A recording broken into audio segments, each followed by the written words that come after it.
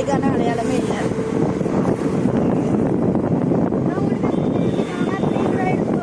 எவ்வளோ டிராஃபிக்காக இருக்கு வரும், பயங்கர டிராஃபிக். வீடு பக்கத்தில் தான், 5 நிமிஷம் தான்.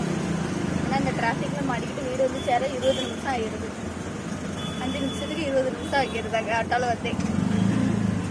ஆட்டோவில் வந்து இந்த நிலைமை நடந்து வந்தானே டிராஃபிக்கில் மாட்டி அரை மணி நேரம் ஆயிடும். அம்மா உள்ள வந்து உழுது அந்த பிள்ளை தான் அடிக்கான்.